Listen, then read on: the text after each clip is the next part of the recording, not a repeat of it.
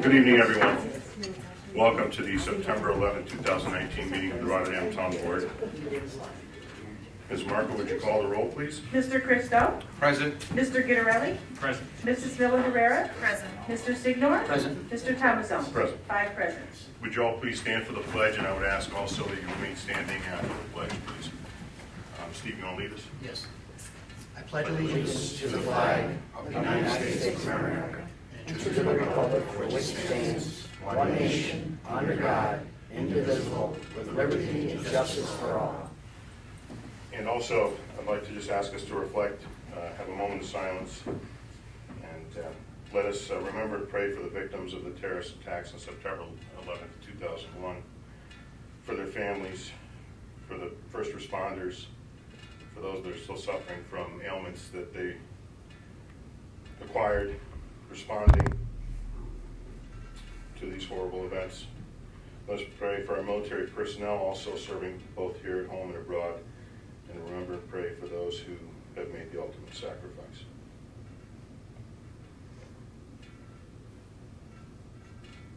Thank you very much.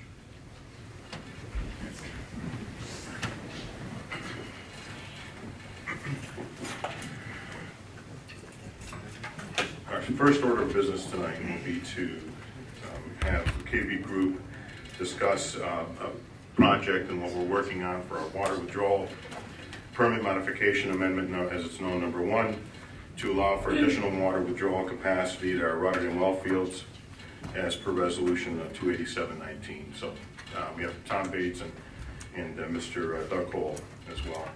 So go ahead, Tom. Thank you. Sure. I thought I would go back a little bit with the history of where this started. And a number of years, well, we went back through about 13 years of data on what the well fields are producing, what the usage is in the town. And for the past 13 years, the town has been averaging about 4 million gallons a day of usage. And the other part of that is that the maximum day has pretty much stayed steady between 8 and 9 million gallons per day. And that's usually in the summer. So what was happening is at that time you had 4 wells that were producing the water for usage for the whole town. And at that time they were pretty much maxed out at about 9 to 10 MGD. So the health department requires that you need to meet your maximum daily demand, but also be able to take 1 well out of service. So in other words, if the well field's pumping 9 or 10 MGD, and 1 well goes out, you're not going to be able to meet your maximum day demand, and the tanks will go down, and you'll have to declare water shortages or water emergency. So at that time, we were looking at how do we get that redundancy. And so this is starting about 6 years ago, we started looking at putting in a 5th well. And right now, back then too, you had a permit from the water withdrawal permit of 10 MGD. And so if you do redundancy, so you have a capacity of 10 MGD with your existing 4 wells, and then you add the redundant well, you're not really changing your water withdrawal permit. So we applied for a permit for the 5th well to keep it as a redundant well under the 10 MGD, so that you're covered under the Department of Health. You have redundancy, and then if you ever had an issue with any of the pumps, the new well would be able to supplement the water for that.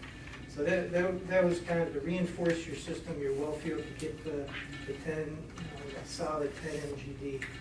And so about, I think, so back in 2011 with Hurricane Irene, there was issues with the flooding at the well field, And so that became a part of the Governor's Office of Storm Recovery plan to get reliability within the town for a water source, a water supply. So the fifth well was actually wrapped into a GOSER as an acronym for the Governor's Office of Storm Recovery. GOSER paid about $1.2 million out of the $1.5 million project to put the fifth well in.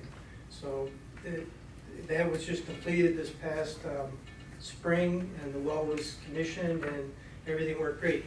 The well was actually, it's a 3,000 gallon per minute well, so with the 5 wells running, you're up around 12 MGD where you could put out that capacity with it, but you don't then have reliability or redundancy if you want to go above the 10 MGD. So with one well out of service. So back about 5-6 years ago, the plan was how do we build the reliability into the well field, but also how do we get the additional capacity in the well field in case if the town wants to extend water to other nearby municipalities, because there's a lot of support through DEC to do intermunicipal agreements to sell water to other communities. If there's an emergency, one community can help the other community, and then if there's an emergency in one, usually the agreement says, okay, we understand you have an emergency, so we're not going to draw water from you. So that way you can conserve the water within the town. So about a year ago, I think it was about a year ago, we the town board hired us to go out and modify the permit to be able to go from 10 MGD up to, and talking with the well field operators and looking at the potential of what we might be able to do. We looked at, okay, can we go up to 15 MGD with the well and be able to, and then the town could sell water to other municipalities nearby. And so we went into DEC, we talked to them on what the potential, what the requirements were for putting together a water withdrawal permit to bring it from 10 to 15. They were a little bit leery of going to 15 without backup testing. And when we put the fifth well into service, there was a 72-hour pump test with that. And at that time, the hydrogeologist did an extrapolation from the data that we got from the 72-hour pump test. And they were saying at that time the aquifer could really support about 30 to 40 MGD. So it's a lot of water there. It's a very good aquifer. And when they were pumping the water was just crystal clear, just very, very nice water. And so that was the basis for an engineering report we put into DEC, and they came back. They were leery of the 15, but they said to go from 10 to 12, they were very supportive of going from 10 to 12 MGD. But if we wanted to go to the 15, if the town wanted to go to the 15, there needed to be additional testing that would be done. So we put in the report that basically, and talking with DEC, they agreed that if we're going to try to pump it to 15 MGD, that it have to be done during the summer when the town can take as much water as they can, and then we'd have to put the rest out to the river, and then there would be the capacity. So that was about where it went with DEC as far as the report and what was submitted to them. And so last discussions with DEC, they said basically the approval was imminent and on the 12 MGD. And I think since that time, there's been an agreement signed with Gilderland to sell water to them. So that was all within, and that was actually very strongly supported by DEC to be able to have the intermunicipal agreement between the two towns. And so last time we talked to them, as I say, they said, okay, your permit is just about ready. And so the other part of all this is that if you go to the 12 MGD, and you're still under the same requirement that if you take one well out of service, you need to provide the 12 MGD. So right now, if you took the new fifth well out of service, they say with the biggest well out of service, you wouldn't be able to do the 12 MGD. So the requirement is to then design a sixth well. So we had put in a proposal a while back about designing of the sixth well to get that online. So if you're going to be producing the water, you need to be able to meet DOH standards and provide the reliability and the redundancy of that. Can you speak a little bit more to the average usage and the peak usage during the summer months, if you will, and really what you saw from your analysis that I read some time ago about that basically our usage is consistent. In other words, we're not seeing anything out of character for spikes on an off-peak time, if you will. Well, we're using about 4 million gallons per day. And why don't you speak to that? Yeah, as I was saying, the last 13 years, the average has been about 4 MGD, pretty steady, and going back, it might have varied 3.8, 4.1, but no matter what, it was always right around 4 MGD. But if you plot the summer versus the winter usage, the winter might be down around, say, 3, and what's the average? Between down around 3, the high might be around 5 to 6. So it would be up and down, pretty much sinusoidal curve, up and down with that. And the max that we've seen is about 8 to 9 million gallons. It's about on a right. real peak hot day, and Yes. pool filling and all that, those kinds of things. Yeah. The other, so one of the things that I know that, so well 5 does, we're pegging that at 3,000 gallons per minute.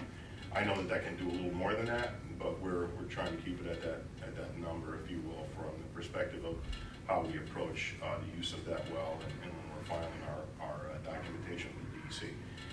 But I did my own spreadsheet for my own purposes. Okay, so I want to mention a couple things, and just so if the total output that you reflected from this hydrogeological investigation that was done, that 72-hour test that you mentioned a bit earlier, that when that was running, we had, and at that time, this is prior to really well 5 being in operation, complete in operation. The aquifer is estimated to have between 28 to 43 million gallons of water at any one time. Let's say and those are estimates that you make from that Van Vliet and you made from your testing of running those wells for 72 hours all the time. So right now, if we were put in a position where we had to run all of our wells at their capacity, not the peak capacity, because there's a peak capacity, and basically what we've been operating them at now, all 5 wells, we could generate over 10,000 gallons per minute, and that would generate in an output in 24 hours of over 15 million gallons of water. Right. So from the perspective, of creating this redundancy is needed, because we have other wells, like well 1 is only about 1,000 gallon per minute well. Well 2 is 2,000, and then they do well from there, the age of the wells and the type of pump that is there. And a lot of this is reflective of growth of the town over time, and as we've made improvements and improved the wells and the well field and so on. So so I think Tom's done a good job with estimating all that. And when you look at how much, and even if the other kind of math I ran here is, even running at half capacity, if we had to be fully out there and we had some larger demands than what we've already seen over the past decade is 4 million. I mean, we haven't seen anything out of the ordinary, let's say, from your analysis. Okay, so even if we ran at half capacity, if we took, and we had to run our wells again and our pumps at half capacity, we could generate, the half would be about 7.5 million gallons for a day, a little more than that. So monthly, you're looking at over 228 million gallons when you extrapolate the numbers, and annually you're looking at over 2.7 billion gallons of water. Over a 10-year period, you're looking at, obviously a lot more than that. You're looking at over 27 billion gallons of water. So in other words, when we're looking at our source of water, it's not really I don't believe it's a finite source, and we can have that discussion at some other point. I'm a lay person, you're the engineer. But at the same time, when you consider that other municipalities are drawing water from rivers, they're drawing water from wells that are limited as far as how much water that those wells can collect and distribute, we don't have that problem. So we're very, very fortunate here. And another thing just to say, so everyone knows, our wells are on Rice Road, and the city of Schenectady's wells are right across the street from us. In other words, we're all pulling from the same place. We're under no threat of water diminishing here. There would have to be no water up in the Canadian lakes for there to be. So understand, this is where we are. There's been a lot of misinformation that goes out there, and I've heard from residents who have been, unfortunately misinformed. And even from notes that I have from prior employees of the town, and where they talk about what do we do to ensure that we can exceed that 10 million gallons per day for a lot of different reasons. One is to ensure that we have enough water for everyone that's here, but again, if we're at 10, our average is 4, we're good. And the redundancy in the wells is what's needed. But more importantly, to be able to provide water to other municipalities. And yes, we'll derive revenue, which will keep our costs for our own water usage, or for our own water costs down. And that's what, as Tom has said, that not only DEC supports, but obviously, we've been supportive of that. So I think that if you listen to what our engineers and Tom and Doug have both been working for the town for a number of years, and if at some point I think we're going to have another public meeting probably in the spring at the well fields to engage the public for anybody who wants to come there and see what it is that we have there and understand the resource. And the other thing that we're working on is obviously the improvement to our tanks. We kind of went through that at our last meeting a little bit. So I appreciate your time. I don't know if other members of the board have questions or comments that they want to make. This time you can ask Tom. Anyone? No? I wanted to point out one more thing too, Sure. is that with the addition of additional wells, there's also an impact with pressures down in the well field. And so that's really part of the analysis of what improvements do you need to make within the well field itself to be able to accommodate those flows. So that's really part of this analysis, and that would be part of the next step, is to make sure that everything that's put in there is coordinated and works with this existing system. And just one more thing, and I don't know, you don't necessarily have to speak to it unless other board members have questions, but we've had conversations in the past couple of weeks about the well field in Rotterdam Junction, so our water district number 3, and there will be solar panels installed in parts of that property, but in much less than what had originally been envisioned, because we are in the process of locating another well house there on Water 3 and making some other improvements. So we're not, we're pre-planning here. This isn't a situation where we're just doing things to do things. Everything is being planned out appropriately, and I wanted you to be aware of that as well. So, there's no questions? You want to? I have one question. Go ahead, Joe. No, go. No. Go ahead. Thank you, sir. All right. Thank you for explaining this tonight. I was probably the reason you had to be here tonight, to kind of elaborate on the project and just explain a little more, which I do appreciate it. I get what we have down there. I love going to the water plant. Love going there. Love all the stuff, love the mechanics, everything that's going on. I realize the resource we have with the water. I actually went down there when we were testing well 5 for the 72 hours, Yeah. and the water, You saw how nice the water. an 8-inch, 10-inch pipe shooting into the river, and there's no foam, there's no bubbles, there's nothing. It's just crystal clear water coming out. So I get it, and I understand, what we have as a resource. One of the main reasons I wanted to table this was more of the cost as a consent item. you know, it was $95,000 for the engineer fee. So that was part of my concern. Plus, I really did want to know more about the project and where we were at and how it all does tie into what we have going on, Right. so. In our proposal, I went through in detail really what the extent of work that's involved in it. It's not just a matter of getting permits and doing that. There's quite a bit of design involved. Yes. And as I said, you also want to analyze, we would do hydraulic modeling, which we actually have all the hydraulic models for the well field and for the whole distribution system that we put together years ago, and we've been updating those. So that's really part of it, and then it's there's a review process with the agencies. There's the evaluation of where the well's going to go and the impacts on the other wells, and there's a lot involved with when you put something in that once it's in the ground, you don't want it to be affecting the other wells. Same as with the fifth well, that was I think about it was a similar scope and about a similar cost, I think, as the proposal that I put together. So well 6 would be built out pretty much the same way well 5 was, except I think the garage isn't going to be on it. We have some extra storage on well 5. Right. So that's pretty much the only difference between 5 and 6, which are going to be. Yes. Okay.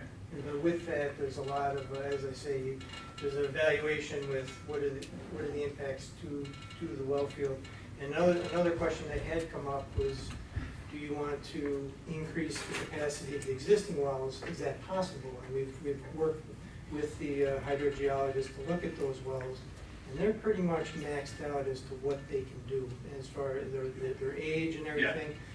Well 3, they had to put a new screen inside the other screen, so that starts to limit your options on how you can expand that your existing well. So when you look at the new well, do you want to say look to the future and say, okay, if the new well 6 and well 5 are both running, can eventually back off on taking well 1 and 2, well 1 or 3 out, or some of the older wells. Well 1 is only half the capacity of the other wells. So it's really an evaluation of how you want to basically get the water out of the aquifer the most effective and efficient way. Right. Thank you. Okay, Steve, did you have a question? Quick question, maybe I'm not going to be able to articulate it quite the way I want. With what you have right now with well 5, and you talked about DEC saying that with redundancy, you want to make sure if you take one offline, you meet your peak amounts, your 9. As it stands now, before 6 goes in, or how many wells can we theoretically do? Even not just on a short-term emergency basis, can we do it out and meet our capacity with what we have right now? Well, it depends on the time of year. Like right now, you might be running 4 MVD or 5 MVD or even 3 MVD, depending on how much rain you're getting. So you could get away with 1 or 2 pumps to do that. But if you hit a hot day or during sprinkler, May is a high usage time, and if you're up at 8 or 9. You take one well out, you're pretty much maxing out. Okay. If it happens to be the new well, if you take out one of the older wells, you have a little bit of safety factor in there. But if you take out the new well, you're pretty much that's where you were before. Is you didn't have the new well, right. So you were pretty much, if something went wrong with one of your wells on your peak day, you wouldn't be able to meet the demand. So just as a clarification for that, Steve. So if you took well 1 and 2 out of service for some reason for upgrades, yep. Well 5 basically replaces that flow right now, or that distribution. Okay. Yeah, I guess that's so you see what I mean? Sort of where I was angling. Yeah. And that's and then the wells as we built new wells over the last several decades, the capacity or the ability for pumping 1,000 gallons or 2,000 gallons just kept improving, obviously. Well, technology's increasing. Right. And technology's getting better. Yeah. And we've already we started clearing a couple of months ago. They started clearing some trees in in the area there that so that we can begin to get into test and see where it is we're going to locate the 6th well. Yep, that's Steve. That's about like what I was looking at. Like maybe the first 2, the older ones. Yeah. They went offline, we'd still be all right. Yeah, exactly. Yeah, I do understand. You can't really predict. If your fifth well is for running, today. the fifth well is a 3,000 gallon right. well. Yeah, that's the one you don't want now. 1 was 1, 2 was 2,000, so that's the 3. Yeah. Great, thank you so much. All right, thanks. Very good. Thanks, Sean. Thank you. So. Okay, so now we'll move into our public hearings. Public hearing one, Ms. Marco? To allow for a change of zone request from Congregation Beth Israel for a portion of the property located at the northern terminus of Serene Court, bordered by an existing cemetery to the west and Interstate 890 to the east, known as tax map number 49.20-1-1. The applicant is requesting a change of zone from A1 agriculture to R4 small one-family and townhouse residential plus or minus 5.2 acres for a proposed subdivision into 9 single-family residential lots. Tina Brooker? Do you want to have Mr., you want to get up first? and No, I speak? would love for. Would you him like to him to go. do the presentation? Yeah, I didn't want to ask you No, I that. appreciate it. Okay, yeah, I want to ask you This is that. Joe Bianchini. So if you want to move over a little more so you can see what it is he's showing us, Thank you you know, very much. feel free to do so. Yeah, I'm Joe Bianchini with ABD Engineers. I'm here representing Congregation Beth Israel and also David Delzato Builders. The project, as indicated by the notice, is located at the northern end of Serene Court in Central Avenue. It borders I-890 along the eastern side. There's one residential house at the end of Serene Court that we border. There's some town land, a little town park right there. And then on the western side, there's 5 cemeteries. And we're buying some of the land from the Congregation Beth Israel Cemetery. And then up at the northern end of the property, there's 2 that come off, 2 residential lots that come off of Mount Stewart Drive, and 1 lot that Gary DeCoco owns. His house is there off of Chisholm Court. So the proposal is to rezone the 5.2 acres to R4 zoning, which is small residential lots or townhouses. We're not proposing townhouses, we're proposing residential lots. The lots will be in the range of 11,000, I think, up to around a little over 20,000 square feet. These lots are in character with the other lots on Serene Court. Those lots being generally around 11,000, some a little less, some a little more, but we're in character with the neighborhood in terms of the lot size. What we would be doing would be extending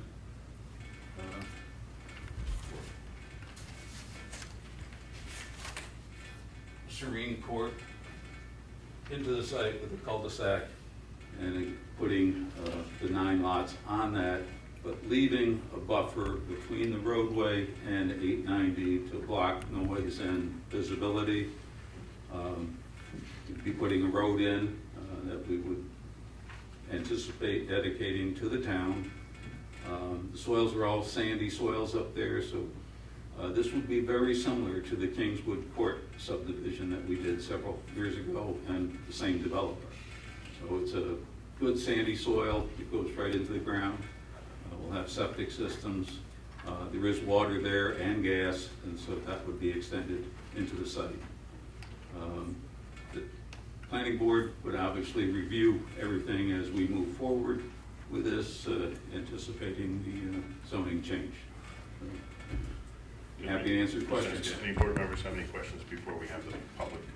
Just one question.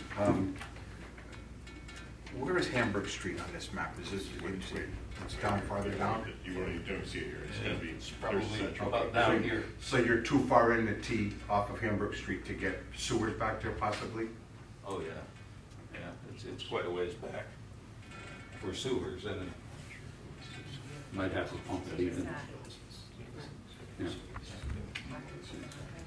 Oh, I got you. I'm sure. I'm sure because you're over on the other side of the bridge. Got you. Excuse me. Anyone else have any questions on that? So, let's, Joe, if you just want to have a seat. Team, you want to Thank you. escort? Yes. Sure. Please state your name and address for the record. Tina Brooker, 205 Serene Court.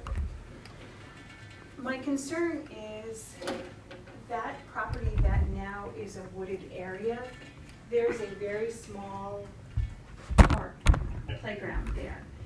The area that you're asking for there to be an entranceway into these properties is a one-way. That traffic there, you're indicating in your study that it's not gonna increase the traffic. However, it will increase the traffic. There's no way it cannot. That road already, we have potholes, we don't get the maintenance that you're projecting to add more traffic on top of that. And on top of that, in the winter, we're lucky sometimes if we see a truck, not until the morning. And if we do see a truck, it's one sweep through there. You're asking to add more property, more residents, 9 more houses. And you can't guarantee that each one of those houses will only have one driver or one vehicle. They may, in essence, as we do on Shireen Court, they may in essence have some houses that have 4 or 5 vehicles driving down through there. So now everyone is coming down Central Avenue, which is not, honestly, it's not that far from Hamburg Street. So you're coming down Central Avenue, you're passing the cemetery, you're passing the old development, you're coming down and you're swinging around this playground, because you have to get around the playground now, there's no other way. You're coming around that playground and you're having all these vehicles, one entrance into this development now. So so one of the things I just want to say, as far as your concerns, which we're, obviously we want to hear, the other thing with the playground and the property there, these are discussions that'll happen in the planning commission phase of any project. But I've already been to that, and you know, the fence is broken there. And the play structures need modification and need some upgrades. We're not there yet. You know, this part of the discussion is for public hearing, and so understand that when it comes to the park itself and maybe some other improvements that we would make there, maybe relocating the play structure and moving some things around there, that's something that we'll anticipate working on. The town will. I hear what you're saying about the traffic. I just don't know. Do you know how many bedrooms are in these homes? You know, we're talking 3-bedroom homes. Yeah, typically, there's 3-bedroom homes. Okay, just to throw that out there too. About 3 bedrooms. Yeah. All right. So. I also what do other have one percentage? other Yeah. question too.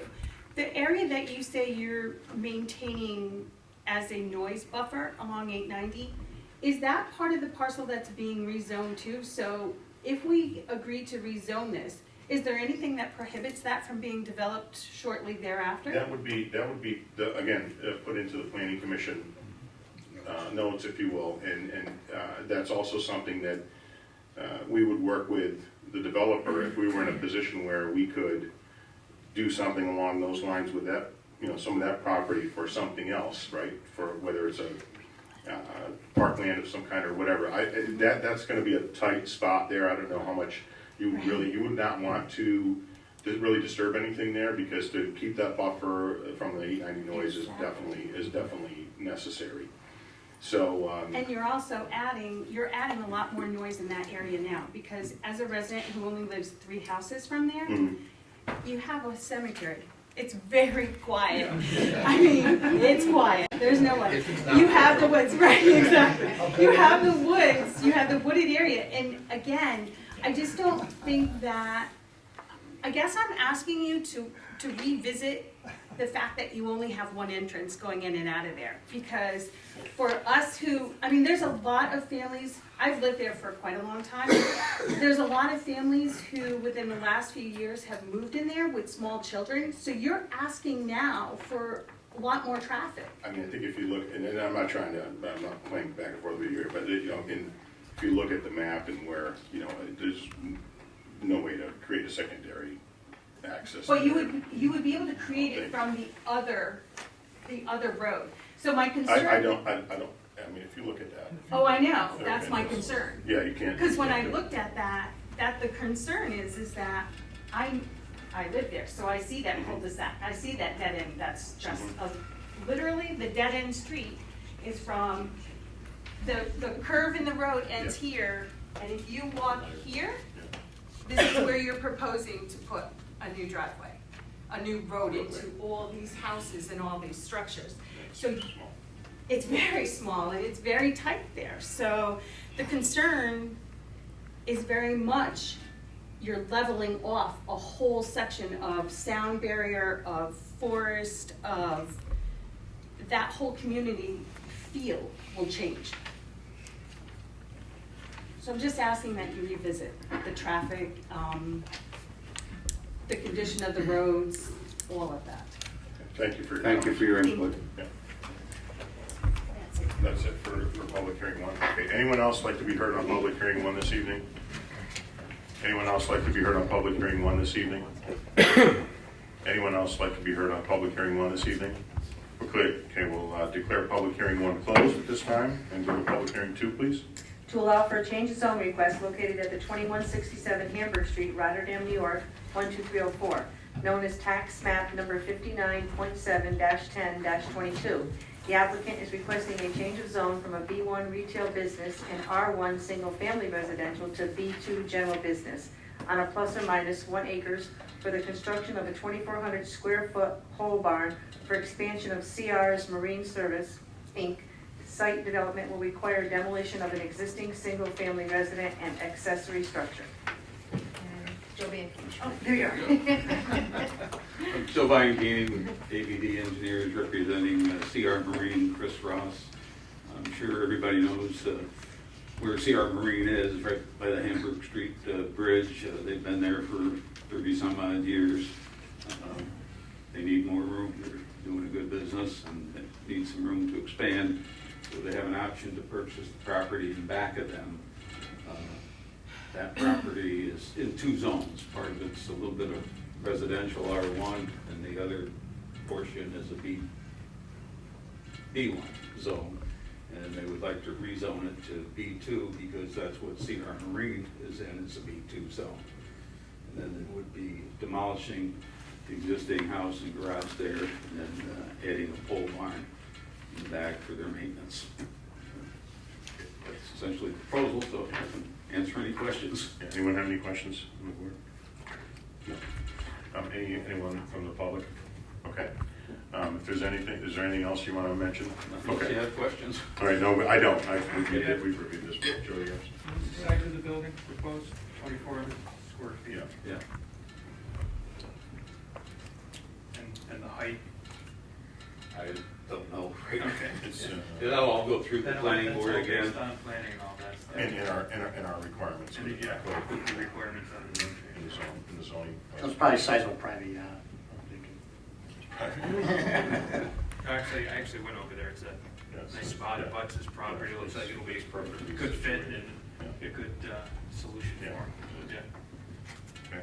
Okay, thank you. Thanks very much, Mr. Bianchini. Okay, at this time, we'll enter the public comment privilege of the floor.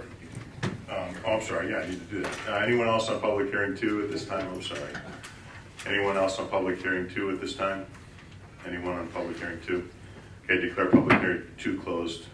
Thank you. And now we're going to go into public comment privilege of the floor. I ask you to come to the podium, state your name and address for the record, and ask for you to you'd be afforded a maximum of 4 minutes. What I'll do is if you do come up, because I see some new people, I'll put my hand up at about 3 minutes, and then I'll put my hand up again at 4. If you need to wrap up, you need another 15 seconds or so, just go ahead but know that we'd like to have others, other people come up and share their comments and what they'd like to address the board for this evening. So Ms. Marco, who's first? Steve Grandstaff.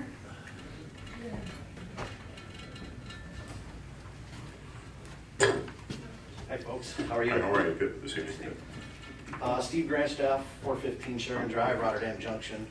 I'm here to talk about, it's kind of a good segue. The gentleman, Tom, the engineer, was talking about the water. So mine's about solar power and a little bit about the water quality too. So the solar panels that are being installed in Rotterdam Junction, the town board selected this site along with 7 other sites out of approximately 40 sites. This countywide. This is, yeah. So okay, so not, this is not town, just like, okay, I didn't. Right, countywide, 40 sites countywide. Yep. I'd like to know what criteria was used to make this selection, and you'll understand why I'm asking this as I go down through. I want to say I'm not opposed to solar power. I'm opposed to the selection of this site mainly because it's positioned in wellhead protection zone 1. I understand the reasoning is that it will be used for the pumping of the water in that location, the sole use of the, for the wells. However, with 3 other solar sites that are either already constructed or already in the process of being constructed, why can't we use the power from those sites to power these wells and the pumps instead of using land that's right on top of the wellheads to put solar panels? I know the board, obviously from tonight, recognizes the importance of the sole source aquifer, as it has been discussed in several meetings, and we've all, you stated in the last meeting as how you entered into an agreement with Gilderland to supply them with water. But with the toxic metals and other things that are used in the solar panels, if there's any kind of natural disaster, freak accident, whatever, and any of that stuff leaches down into the soil, into the water table, it contaminates our water supply. It's, yeah, I know you said it's an overabundance, but it really renders it unusable if something like that happens. So, in closing, there's a few items that I'm after for review that I think should be made public and that everybody should have access to. And that would be a site surveyor study that was done to qualify this site, a back out or recovery plan should the solar panels fail, malfunction, or become defective in any way, and cleanup strategy and responsibility, and who bears the responsibility should we have a catastrophic natural disaster that causes any chemical leaching into the soil or groundwater. Now, I know natural disasters, people don't really think about them up where we live because they're few and far between, but last month alone we had 2 tornadoes touch down in neighboring counties. So it's not that far out of the realm of possibility for something to happen to these solar panels. The World Energy Congress is currently in session. On the first day, they discussed the hazardous solar waste that is a huge challenge for the solar energy technology. It's estimated by the International Renewable Energy Agency that in 2016 the planet had a load of 250,000 metric tons of solar panel waste. They also project that by the time we get to 2050, at the current growth rate, it's projected that there's going to be 78 million tons of solar energy panel waste. And I say this for 2 reasons. Look at what we're saddling our kids and grandkids with as part of their future. Are we really taking a serious look at this and doing our part for our communities, and we're not perpetuating or propagating this issue? And to my initial point, this should make us rethink that this site for installation of solar panels is really not a necessity, but how can we power these pumps and wells off of the existing infrastructure? Thank you. Thank you. Thank you. Let's address it at the end. Okay, so we can. Steve, I'm going to respond to some of your comments at the end, if that's okay. Okay. You want to? Okay, next for public comment. Jack Dodson.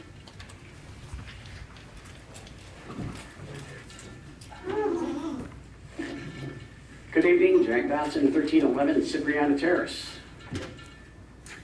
Great presentation tonight on water supply. Great dialogue. We're getting all sorts of good facts. So I want to start this meeting out with the facts. When well number 5 was commissioned, the town received a water supply permit. Is that permit any like a Speedy's permit that you'd have at your wastewater treatment plant? It's a permit that you have to comply with. So you indeed have a water supply permit with conditions for well number 5. And I just want to highlight, because I've been up here many times talking about we have lots of supply, and thank you, Mr. Supervisor, because you pointed that out in detail tonight. It was like a PhD presentation on supply. My issue's not with supply, it's with demand. So how does the DEC go about reviewing these projects where communities are just looking for an endless supply and do not care about the demand side of the equation? So how do they do that? Let's talk about it. Here's your permit from October 6th of 2017 with the conditions in it. And let's just highlight a couple of the permit conditions that the town is my turn to speak. No, I just want to No say- conversation, let me speak the whole time. Okay. Thank you. Go ahead. Permit condition number 4, meter all sources and customers.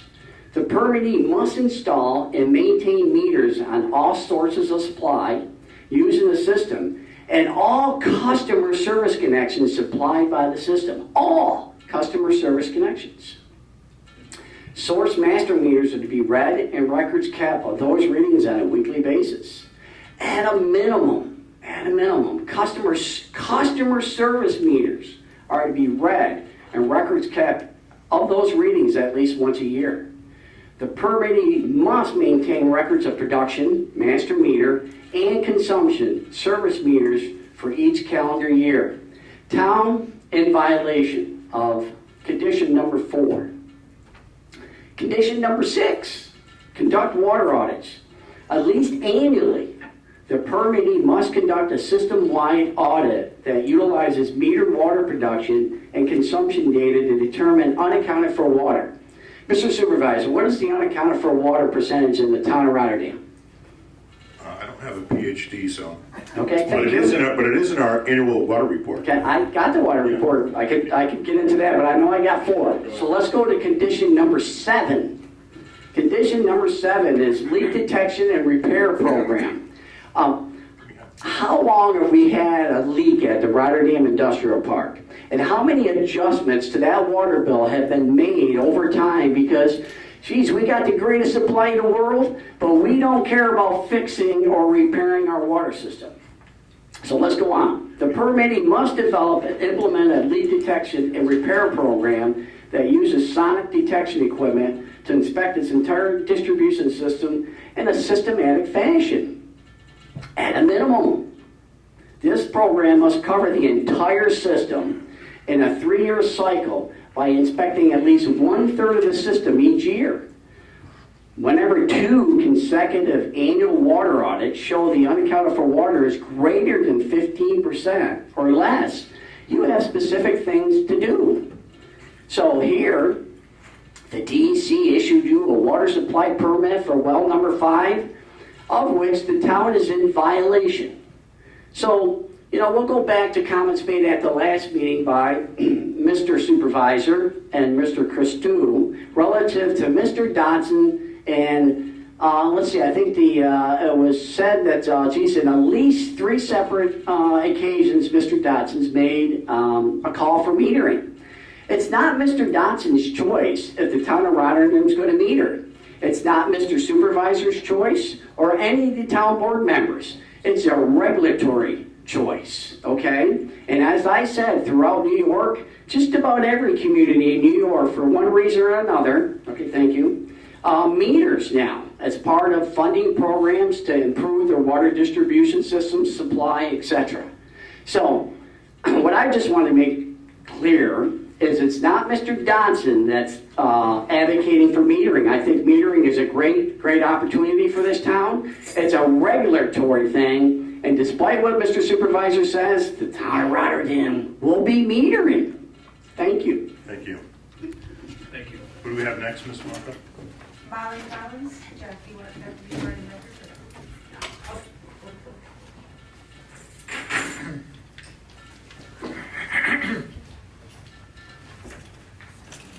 Hi, my name is Molly Collins. I reside at 2241 Amsterdam Avenue.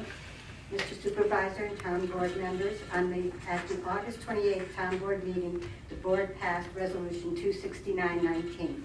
This resolution was sent to the Planning Commission for review on the proposed construction of an 88-unit apartment building at 2370 Curry Road.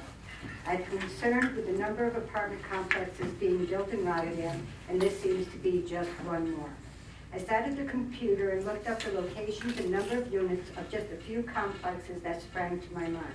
I was surprised when just 10 apartment complexes had 930 units for rent.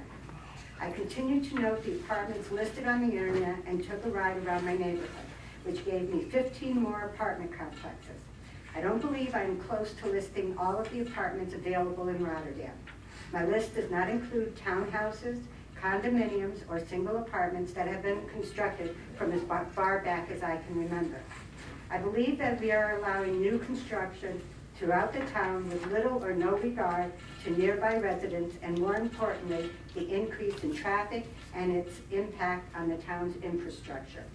I'd like to see an 18-month moratorium on construction of apartment buildings until we can assess how many apartments we currently have. We have a committee reviewing the town's comprehensive plan, and I understand that it is a living document subject to change. I would hope that even with change, we will be able to retain the character that Rotterdam has always had. Thank you for the opportunity to speak. Thank you for your comments. I Thank you. also have one other thing with the town's permission. Okay, my husband, Clark Collins, wanted to come here and present a short statement, but he had to get called into work, so if you don't mind, I'll read it for him. Is that all right? Okay. It's written in from his perspective, so when he says I, picture Clark. Understood. Okay. I began my career at the town of Rotterdam in the water maintenance department. I then went to the wastewater treatment plant and ended my career running the water treatment plant. Altogether, I worked for 22 years in the various water departments of the town. At the town board meeting on August 28, 2019, it was mentioned that there had been many discussions concerning the sale of our water.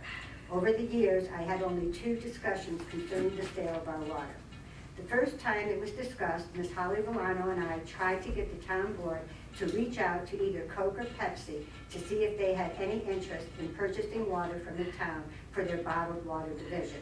We felt that by selling to a vendor, we had complete control over when, how much, and what time of year we could supply them with water. As we all know, June, July, and August are your biggest demand months. We never wanted to put the safety or welfare of our town residents in jeopardy for money. The second discussion happened right in this room. The chief water treatment operator of Gilderland reached out to me about hooking up to Rotterdam's water on Gilderland Avenue, where our 2 town borders meet. They wanted to have this interconnection to purchase water from us for that section of Gilderland. Present at this meeting was Gilderland's chief water operator, Gilderland's town attorney, Supervisor Bafardi, Deputy Supervisor Calder, DPW Mickey Mahar, Mr. Jack McDonald, an engineer, and myself. We had a very long discussion and workshop. All locations were discussed as to where the connection would be made. But we informed Gilderland that during the months of June, July, and August, we would not be able to supply them. We explained that those months were our high demand months, and we had a hard time supplying our own residents. At times, we were pumping in excess of 9.5 million gallons per day. Most of our tanks were below 10 feet or empty. As always, our main concern was to the residents. We would never put money before resident safety from fire and their daily needs. Those are the only 2 meetings that I was aware of that discussed selling our water. If any of the town board members would like to discuss this with me, please feel free to call me. Thank you. Okay, thank you. Thank you. Ms. Marco? Joseph Mealy?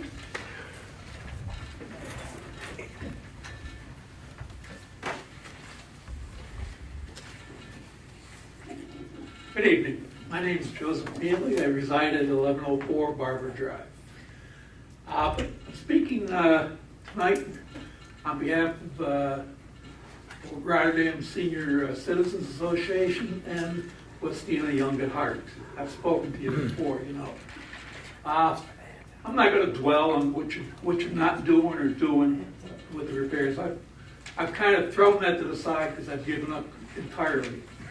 I mean, I've given up entirely on listening to you because your word is not worth a nickel as far as I'm concerned. Now, what I wanted to talk about, 4 things. First thing I wanted to do, I wanted to make a public thank you to Ms. Diane Marco for her donation of numbers that mark our building, something that was missing from the building for ages. We invite other groups to come to our center, and they can't find it. Well, now they can, thanks to her donation of the numbers that were placed on the corner of the building.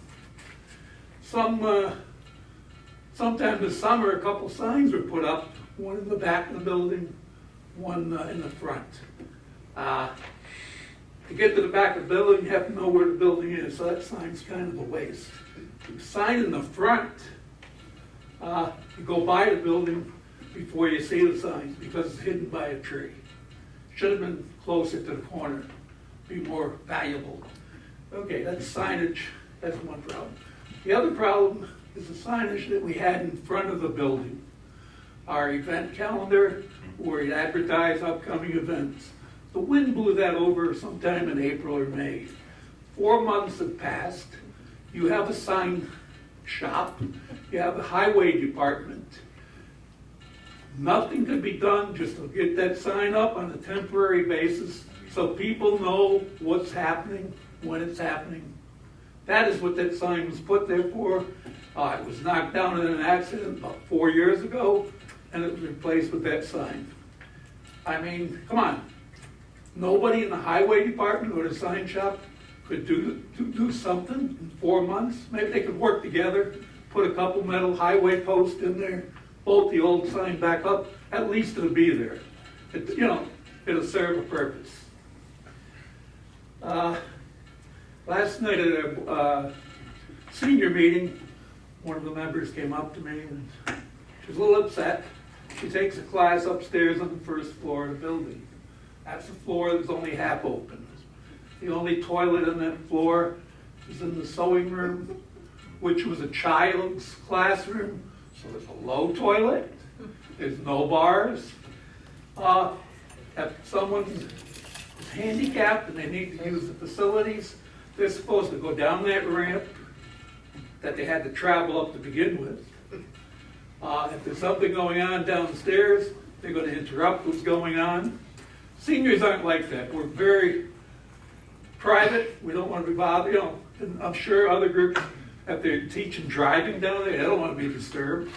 There's a meditation class that they want quiet while they meditate. They don't want the door slamming.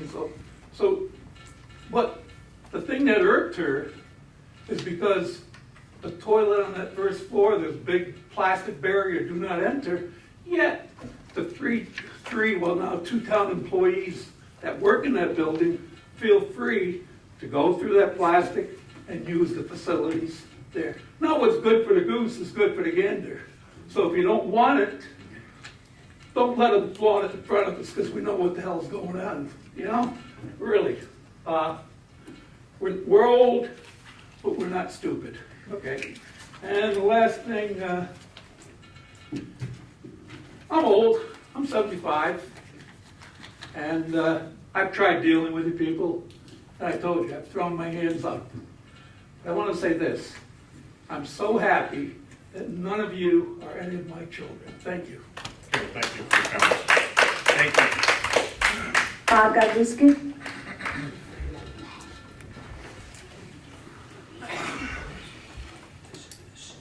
I won't touch that last line. I got my own problems with my kids. Bob Godlewski, 1046 Manus Drive. A couple things I'd like to go over tonight. Got a couple handouts here. I'd like to give to the board for reference material.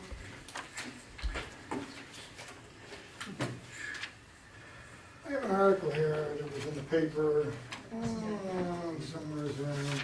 I only had 6. I don't want you to read that. And I had no discussions with Mr. or Mrs. Collins. I want to make sure that's understood. Okay? And what this is Doug Collins, when he was the head of the water department, he gave a presentation to the town board. And there's a couple of things I've highlighted in there, and his biggest concern was, and you'll see in a 116-day period, they drew over 9 million gallons. But he's also concerned about the fact that, and we've heard mentioned about May, June, July, and August. There's no question that our well fields have that capacity. Just depends how many pumps we put in. The problem is, now I'm going to give this to Diane, all right, because I heard the engineer speak. All right. Now this is the report that he gave us for 10, I think it was 6 years by month, that shows what was drawn by month. Okay, I think the board should review that. The other thing I would ask, generate that report. Why do I say that? Why am I even bringing that up now? In a 12-year period, 7 years ago, there has been almost 500 apartments, condos, whatever you want to call them, added to the town. The biggest change to our water restrictions, when that report was generated, you could only water every other day. Now you could water every day, 4 hours. So, when you look at that output report that this gentleman referred to, the other handout that I have, I heard him talk about engineering reports. I don't have I'll one for take you. to make sure that all they right? get our copies.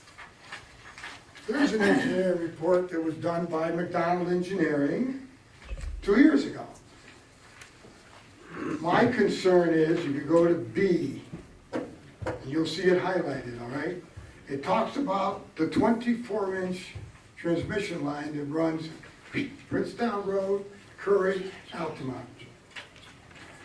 And there's a statement in there that, and I know some of these improvements have been made, but under B, transmission improvements, the town should replace 6,000 linear feet of 24-inch pipe. Why am I even bringing that up? Because I'm worried about the pressure in the line. I don't believe that's been done, Mr. Supervisor. The 24. I'll speak to Okay, that. I'll speak all to right. that. So, and that's really what I'm worried about. All right. Next thing has to do with that memorandum of agreement that the board voted on the end of July. Mr. Signor was not here. I don't think we should go forward with that permit until we've done that study, by the way. Bottom line is this. We signed an agreement, $3 for the first 45 million, $275 for the next 45. Albany is charging them $347 for 70 million gallons, and they draw almost 70 million gallons. Okay? I'm trying to understand, why is our rate that low? And if you factor in what they're paying water per lead and what Gilliland charges the residents, it's just about up over 250. I see the supervisors give me the high five. Bottom line is, I would not do anything until we get an engineering report on whether our distribution lines can handle the amount of water we want to push through them. Okay? Any additional capital, and listen to me carefully because I've been here. I know where the money goes in the budget. Any income from selling water should pay for the bonds Absolutely. that are being taken out by District 5 for all these improvements and a capital reserve fund so they can't be used for anything else. Nothing else. That's all I have. Thank you and have a good night. Thank you. Tom, do you want that to be part of the record or not? I'll send you this All guy. right. You want to see all my notes? No, I'm, If you can wait to the end of the meeting, I will answer some of your questions. I may call up Doug or Tom I also to understand. engage on those questions. Because a lot has, what you bring up is all part of this, the plan that we already have approved. So, Well- Ms. Marco, anyone else on the? Kelly Weatherspoon?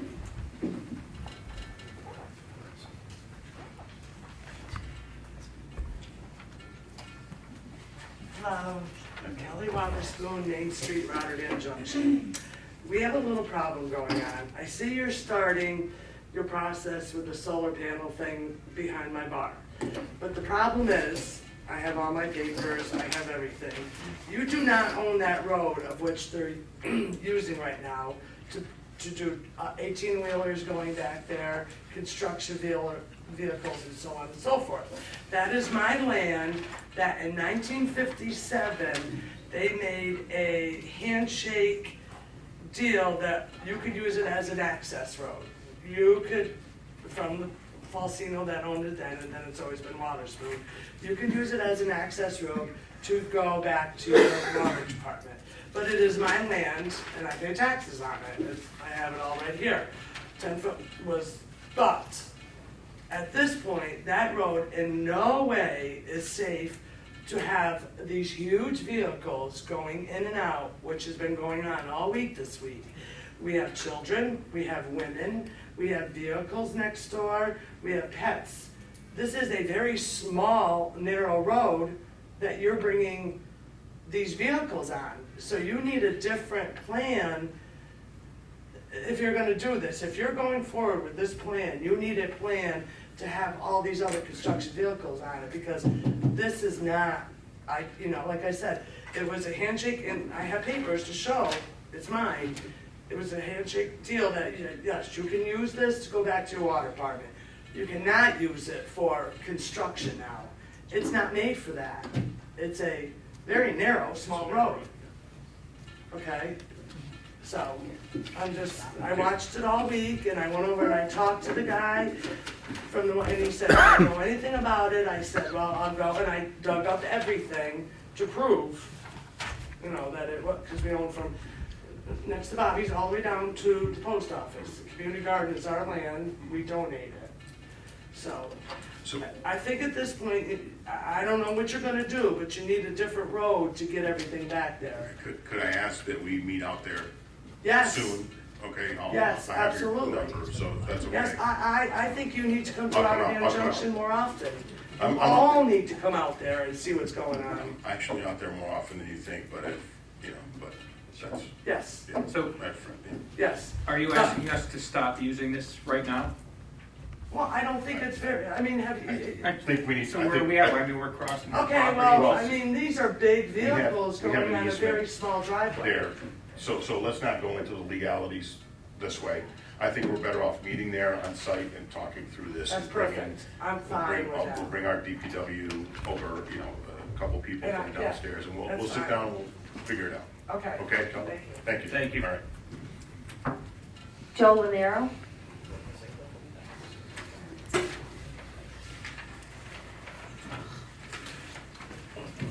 Good evening. Mine's pretty simple. I just wanted to provide a brief overview of the professional services proposal that's proposed for the Highbridge Sewer District. In short, the intent is to address some system upgrades to modernize emergency power supply and controls for the pump station on Highbridge Road and on Kings Road. The town owns 2 pump stations, both have provisions for emergency power, but it's a portable connection, and they both have audible alarms, but there's no auto dialer to provide more timely notice to the operator when there is an issue at either pump station.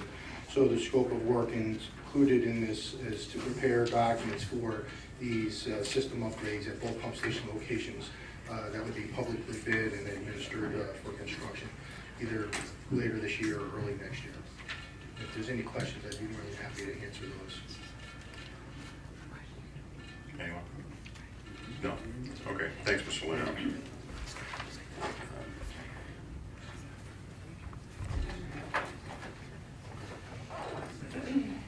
Anyone else? That's it, okay. So we'll move into the resolutions, and then we'll have comments at the end of the meeting. So, Mr. Zuba, Yeah, go ahead. Excuse me for interrupting. So, we're still in public comment, or, well, we're not, but go ahead. but, so I we don't heard. want to, whatever you want to say, Yeah, go ahead. it's just, we have the engineers here from KB in Yeah. regard to some of the comments made during. Yeah, I want to public bring them up at the comment. end, and if that's okay, I'd like to go through the resolutions and bring them up at the end, because I'm going to tell you that most of what's been transpired here is more theater, in my opinion, so Okay, we'll go so- through it and we'll figure it out. Doug and Tom are going to Now, be here tonight. however, when I say it like that, there's clearly a disconnect between all of the planning and the engineering that we have and what we're doing with the distribution system and everything else, so to make you fully aware of what's already transpired and where we're going with it, we'll discuss all that so that it's clear to you and to everyone here, okay? So let's go through the resolutions first, though, and then we'll get to it, because obviously, opinions are fine, we all can have opinions, but facts is what matters, and again, we're gonna just keep repeating that until everyone catches on. Okay, so let's go into resolution 284-19, please. Adopt the meeting minutes from the August 28, 2019 town board meeting. Okay, may I have a motion, please? I move. Motion by Mr. Christou, is there a second, please? I'll second. Second by Mr. Signor. Anyone on the question? Okay, Ms. Marco, please call the roll. Mr. Christo? Yes. Mr. Gitterelli? Yes. Mrs. Miller Herrera? Yes. Mr. Signor? Yes. Mr. Thomason? Yes. 5 yes. Okay, resolution 284-19 passes. Resolution 285-19. Adopt local law number 15 of the year 2019 for the following purpose. Amend the code of the town of Rotterdam, chapter 247, entitled Streets and Sidewalks, to include Article 6, entitled Snow Emergency. Okay, may I have a motion, please? I'll move. Motion by Mr. Christou. Is there a second, please? I'll second. Second by Mr. Gitterelli. Anyone on the question? Okay, Ms. Marco, please call the roll. Mr. Christo? Yes. Mr. Gitterelli? Yes. Mrs. Miller Herrera? Yes. Mr. Signor? Yes. Mr. Thomason? Yes. 5 yes. Okay, resolution 285-19 passes. Resolution 286-19. Adopt local law number 16 of the year 2019 for the following purpose. Amend the code of the town of Rotterdam, chapter 188, entitled Noise. Okay, may I have a motion, please? I'll make a motion. Motion by Mr. Gitterelli. Is there a second, please? I'll second. Second by Mr. Christou. Anyone on the question? Okay, Ms. Marco, would you please call the roll? Mr. Christo? Yes. Mr. Gitterelli? Yes. Mrs. Miller Herrera? Yes. Mr. Signor? Yes. Mr. Thomason? Yes. 5 yes. Okay, resolution 286-19 passes. Resolution 287-19. Authorize the supervisor to enter an agreement with KB Group of New York, Inc., 100 Great Oaks Boulevard, Suite 114, Albany, New York, 12203, for professional engineering services related to the water withdrawal permit modification amendment number 1 to allow for additional water withdrawal capacity of the Rotterdam well field in an amount not to exceed $94,500. Okay, may I have a motion, please? I'll move. Motion by Mr. Christou. Is there a second, please? I'll second. Second by Mr. Signor. Anyone on the question? Okay, Ms. Marco, please call the roll. Mr. Christo? Yes. Mr. Gitterelli? Part of, Mr. Supervisor, part of why I wanted to have that discussion was because of this resolution. I really feel I can't make a. We can bring them up on the question. You want to ask a question? That's fine, because that's your, Yes, okay, so really, I would like, what's your question? What's your question? in regard to the comments that were made during public hearing, We're talking about, when we suspend voting, yeah. So we're gonna have to just suspend voting for a moment here. Let's just, would you gentlemen please come up for a moment? So let's just talk about, very quickly, about several of the items that were brought up here. First of all, let's start first with the math of it all. I think we've already determined, and correct me if I'm wrong, that we need an additional well for Yes. redundancy, okay? And it's not just for the obligation that we have for our own residents, which we're already meeting, and we have no And I problem with that. I It's understand also ensuring that as the town grows, we have that ability.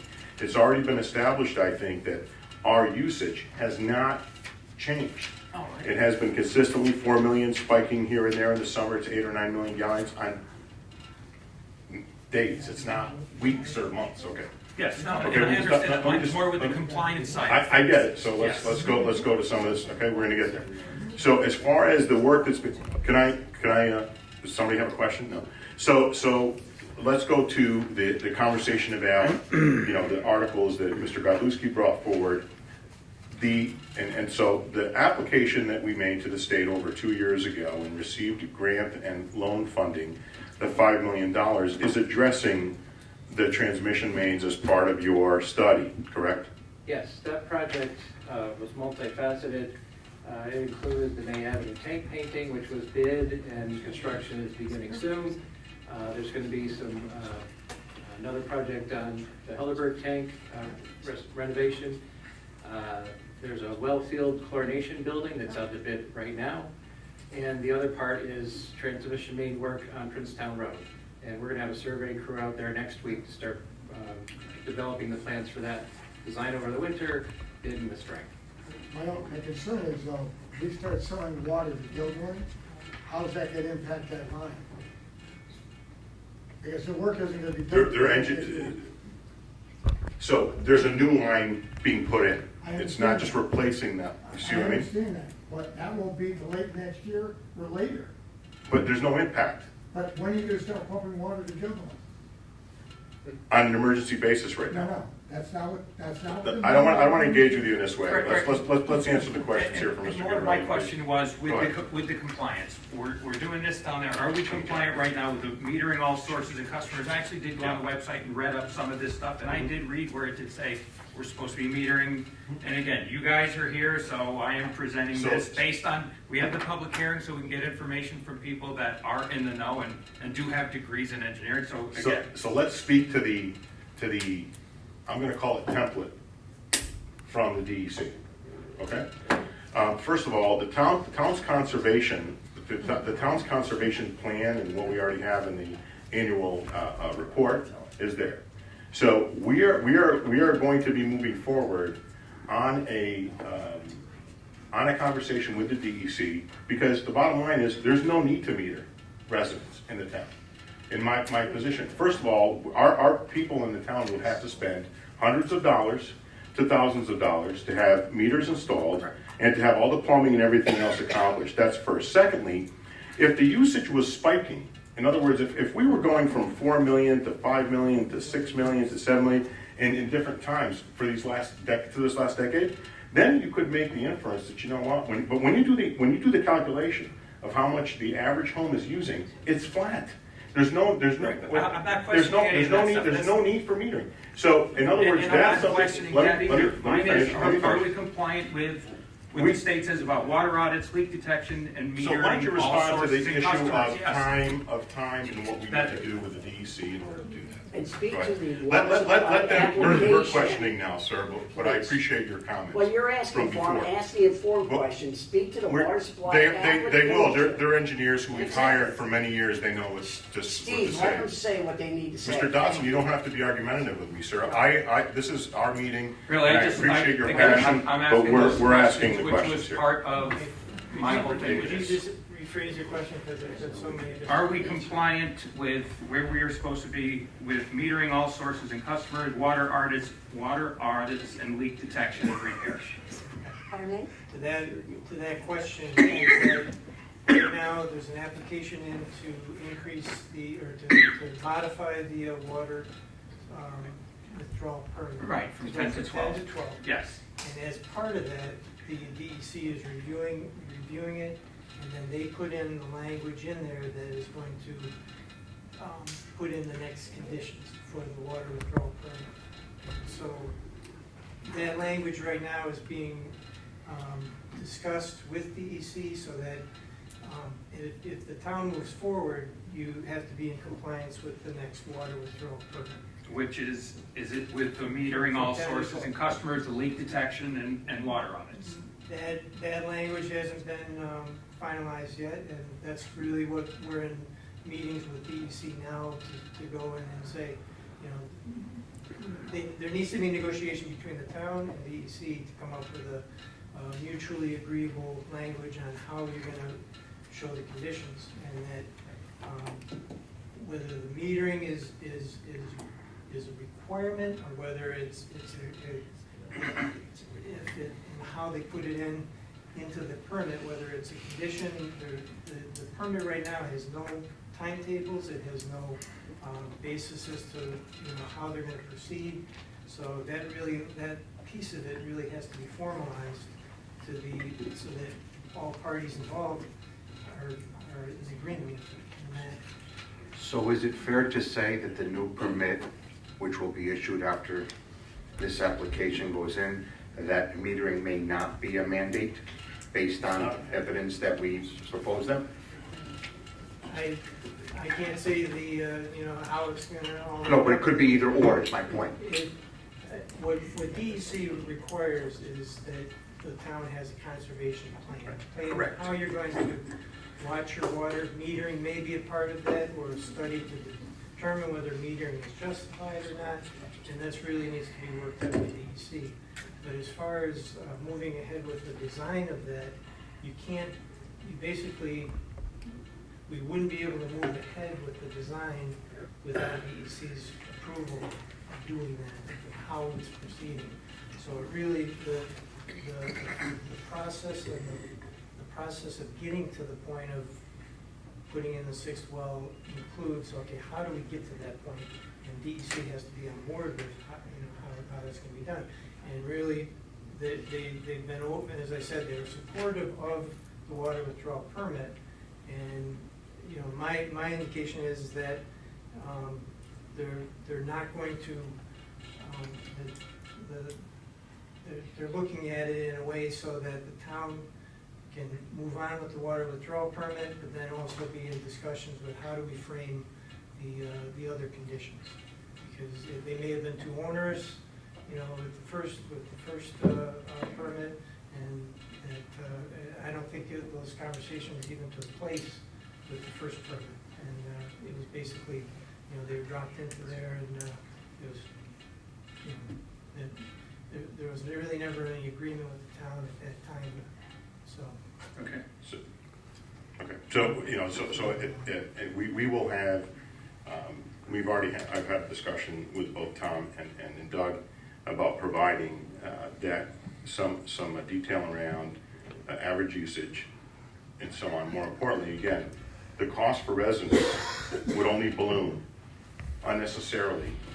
And as far as the cost of why, you know, other municipalities charge more for their water delivering it wherever they deliver it, has to do just as much with how much they have to treat it. So if they're pulling from the river or they're pulling from some other source, the amount of chemicals and other things that they have to do to treat their water, where we don't have that issue. So that's one of the reasons why you're going to see a price, why you see the price differentiation there as well. So in other words, Mr. Supervisor, although our per gallon rate is less, it's possible that our gross profit margin will be more than all Well, this. we're fine, yeah. So that pricing was determined not just through our engineers, but also, you know, from computations that they made. So this wasn't done just on a, you know, by itself, if you will, in a vacuum. So let's continue on to. We're on the vote. Okay, so and I understand. Are you, okay. Yeah. So gentlemen, would you please sit down? We're gonna continue to vote now. Thank you. Let's move on. Thank you very much. I understand what the money's for, that it's for the building out of well 6, but still back to our being compliant with DEC. Like I said, I went on the website, I read up on this, and I did see a lot about these things, metering all sources in the water audits, and I can't see that we can just say, okay, meters are not something we're gonna do because we don't feel we need to. It's okay, what are we gonna do to be compliant with DEC? And I wrote, you know, DEC.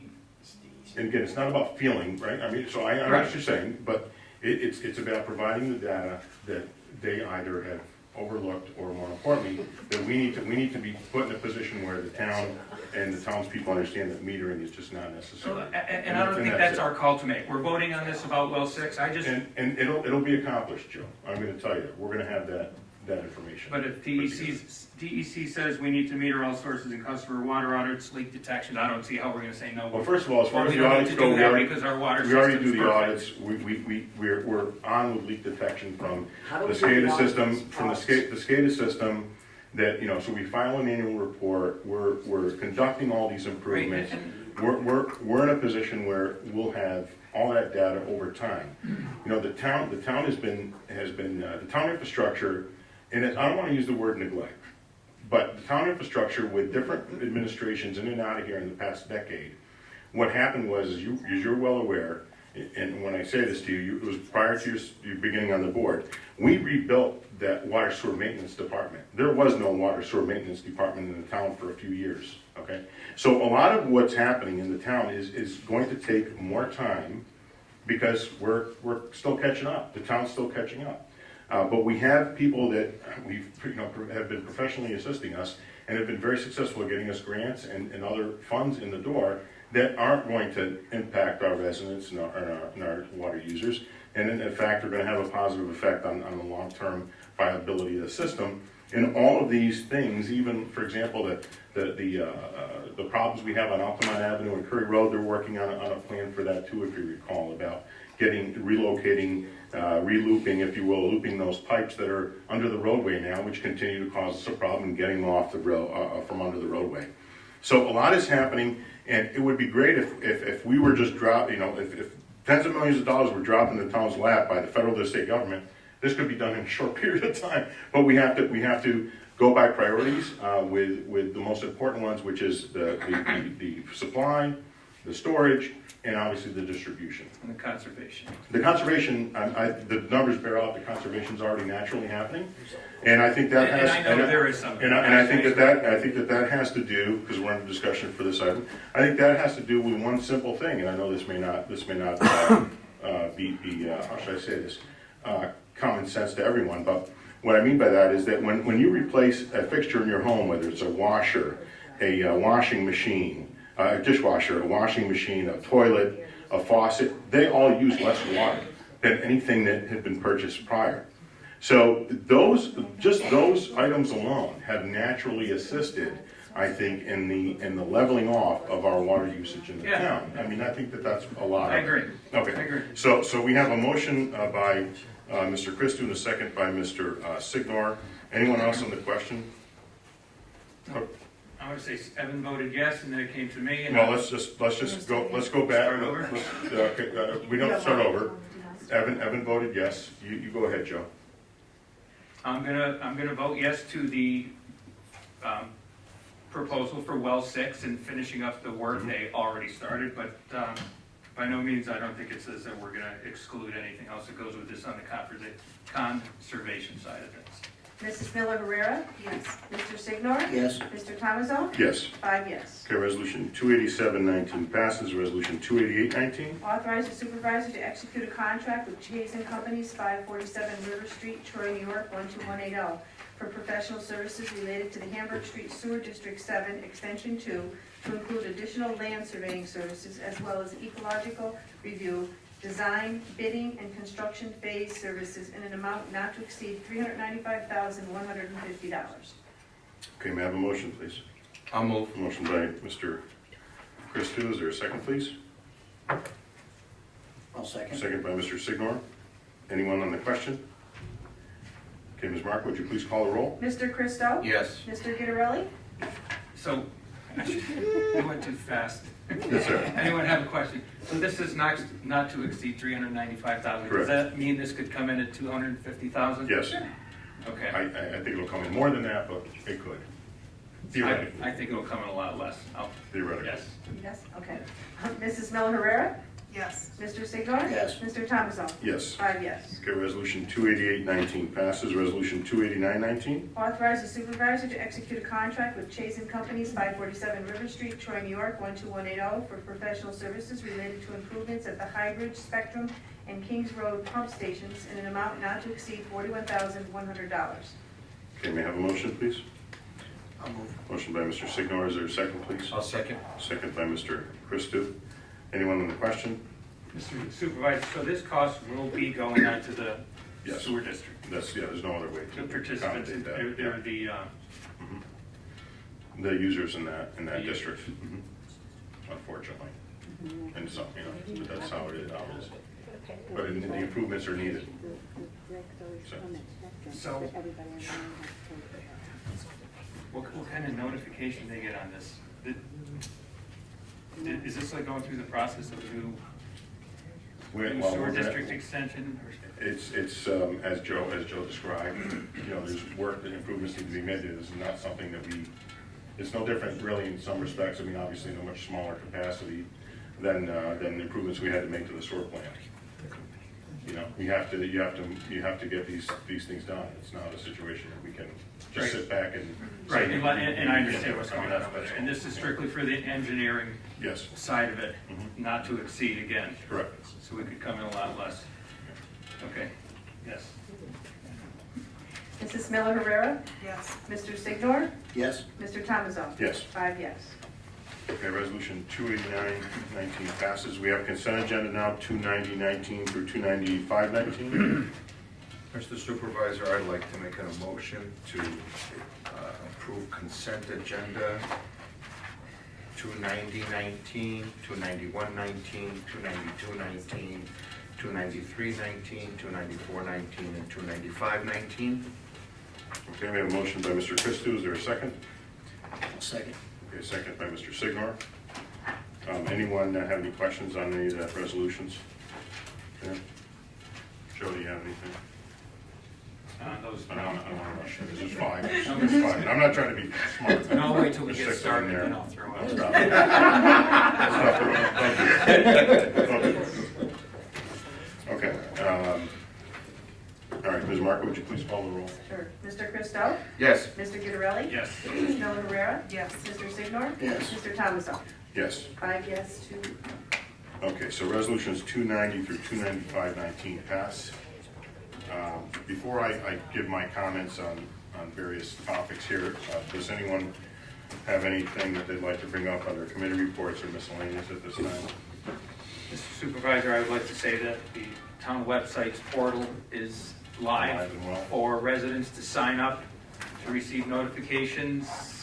Yes, Steve, it's up. So go to the website, it's right on the homepage, you can't miss it, sign up, you get town notifications, the agenda is mailed to you. It's when great they're stuff. Thank you. Published, good stuff. Transparency. Comment section. Yep. Okay, so anyone else have any comments? Or they'd like to make this evening? Okay, so in no particular order, I guess.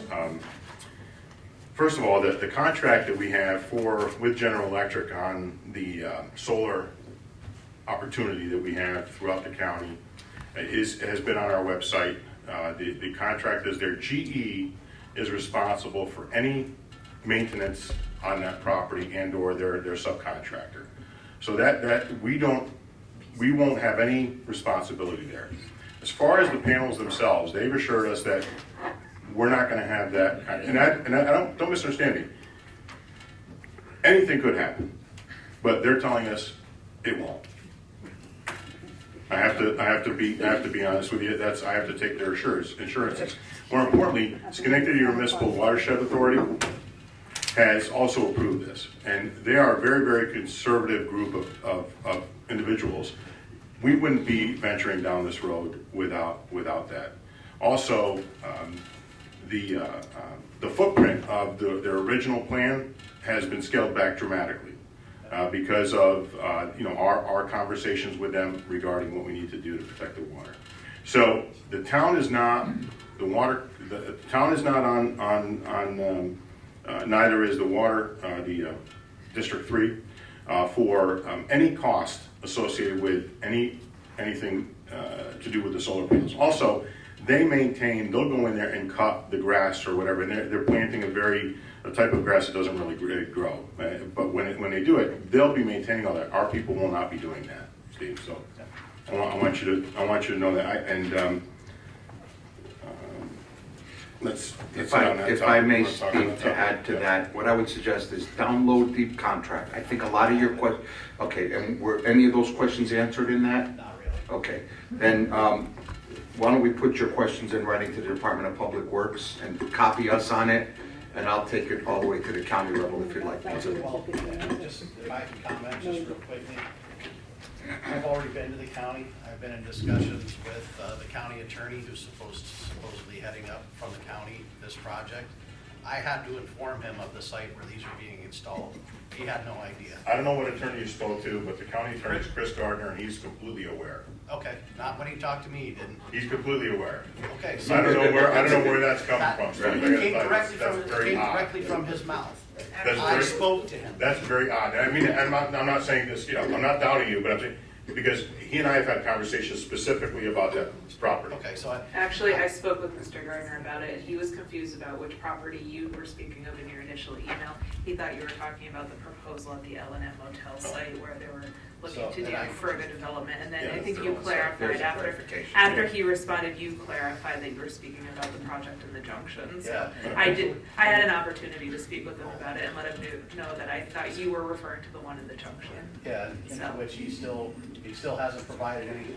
I'm mainly concerned about environmental studies, and also I have the contract. I'm this close to getting the NextEra from GE, the MSDS, and all of the chemical sheets that are listed, that should be listed for the sheets for chemicals that should be listed in these panels.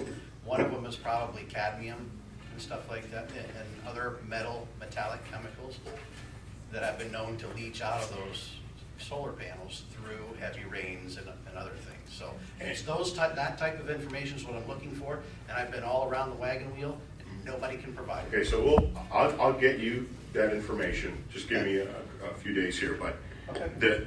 the generation of solar panels you're talking about, I've read the same information. The newer panels, from what we're told, do not have that issue. Okay. Okay, so. Fair enough. But Yeah. just to wrap it up, bottom line, your questions are fair and valid. And if anybody in this board can help you get what you need to get to either be more informed or better inform us, just reach out to us. Awesome, thank you. Thank you. So regarding, there's a few other things here, but I think one of the most important things that was brought up tonight has to do with the senior center. So let me just, I'm just going to read this into the record. This is an email that we received from Lloyd Denny just a day or two ago regarding the progress at the center. And to just reiterate again, I know I've mentioned this before, but some months ago, we went out to bid for the senior center. There were elements of the bid specs that were not clear enough to the contractors who were bidding on the project. So we came back and met with the insurance representatives from the insurance company that insures the town just about a month and change ago.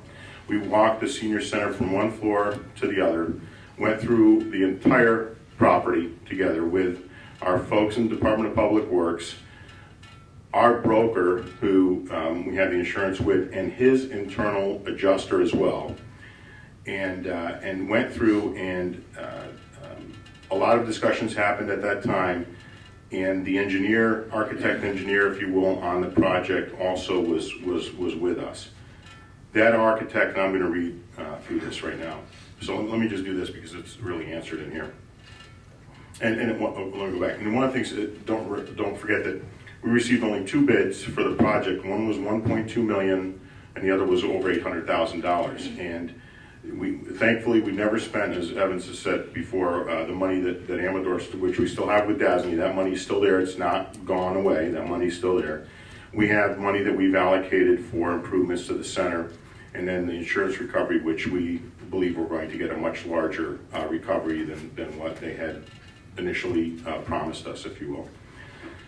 So this is from Lloyd Denny, and Lloyd's service at the state level was with in projects of this magnitude and larger. And let's not forget, this is a 100-year-old building with a lot of problems that predated all of us. And now with all the flooding and the problems there, we've got to fix but get back in a better working order than what it was before. Because under current code, we can't just go in there and slap some paint on and put some drywall up. All the mechanicals, everything has to be reviewed and or reconditioned and or replaced. So this is not, it's a top-down approach through the entire, particularly the section of the building that was harmed. Plus, what we want to do is carry through replacement. In other words, when we're talking about the flooring and everything else, the insurance company is saying, well, we're just going to give you money for this section here, and that's fine, but now we're going to put a bid spec together to carry that flooring throughout the rest of the building and all those kinds of things. So let me read what Lloyd said. So this is just a couple days. I've been in contact with the architect to discuss project update and offered the following. The construction documents are approximately 95% complete and should be ready for final review within the next couple of weeks. A proposed advertisement for bid is anticipated for the week of September 25th, and we have a meeting on or 23rd, excuse me, we have a meeting on the 25th, so hopefully everything will be ready for us to go back out to bid again. But he says it could change to meet legal requirements, and what he means by that is the time period for us to put a bid spec out and get replies back from prospective contractors. So obviously this will be coordinated with the board and the town clerk and be dependent on construction document approval. Construction details are being finalized, and we'll be addressing fixes to the ceilings, floors, and walls, and more than the previous bid documents. He's been working with the architect on material selection that will be reasonable in pricing and durable. Hallways will be modernized as best we can without increasing construction cost, but will include flooring, wall finishes, ceiling repairs. The Hamburg Street entranceway will be opened up to expose the old ceiling and archway with exposed painted ductwork for a modern look. Asbestos sampling and testing, and this is an important piece, is still pending and could cause a slight delay but that's we're talking about the construction phase here, because the original testing, because when we got the bids back from those contractors who did bid, they came up with questions about the comprehensiveness of the bidding and the comprehensiveness of the asbestos testing. So that's one of the reasons why the pricing may have been much higher as well.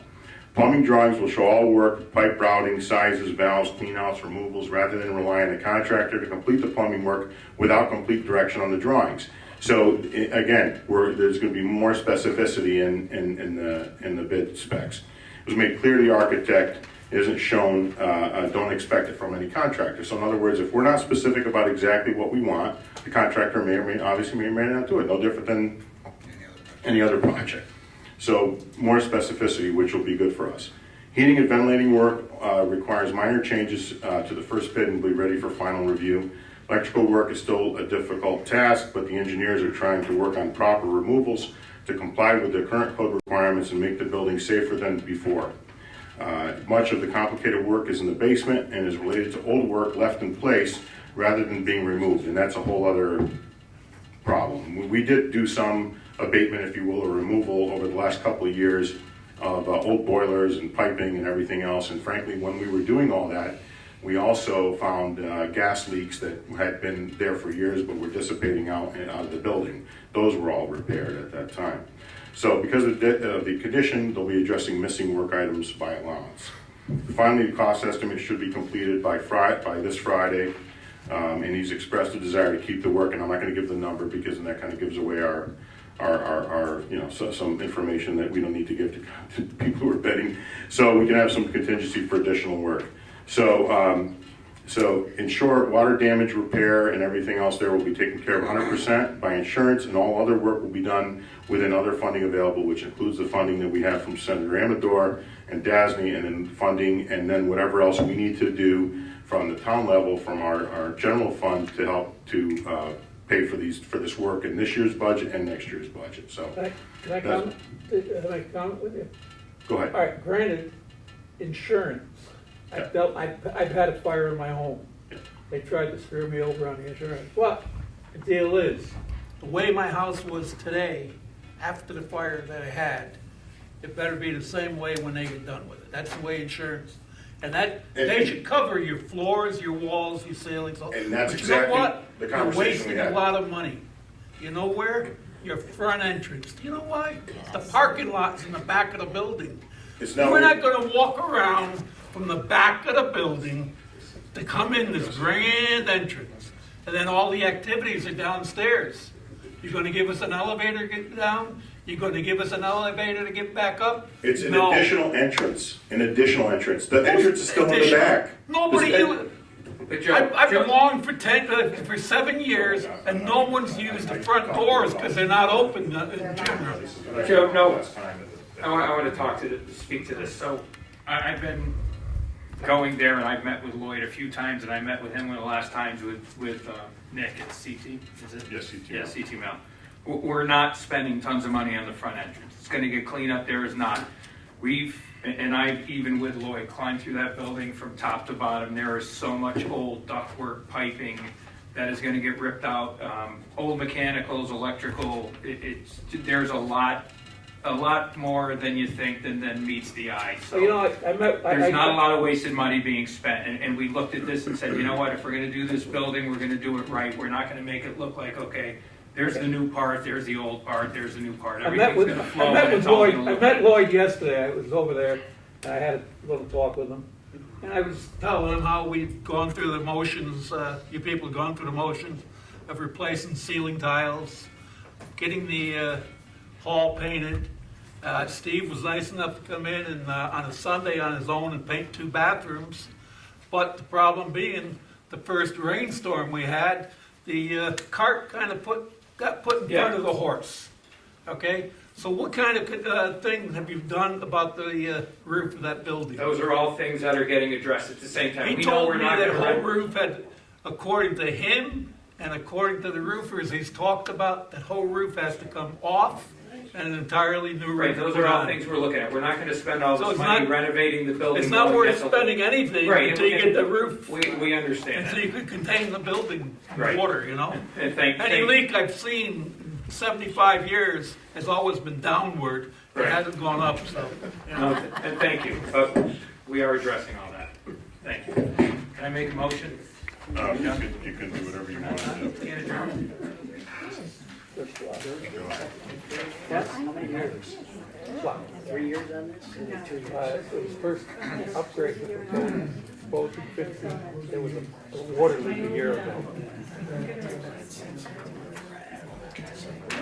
So the last thing I have, just to give all of you, is these are intra-agency, if you will, they're documents that, there's, Joe, this is your packet. Steve, this is yours. Samantha, Evan. And what this is, what you have in here also, I would ask you to look it over, and please keep it all confidential. This is my work copy of the budget for 2020.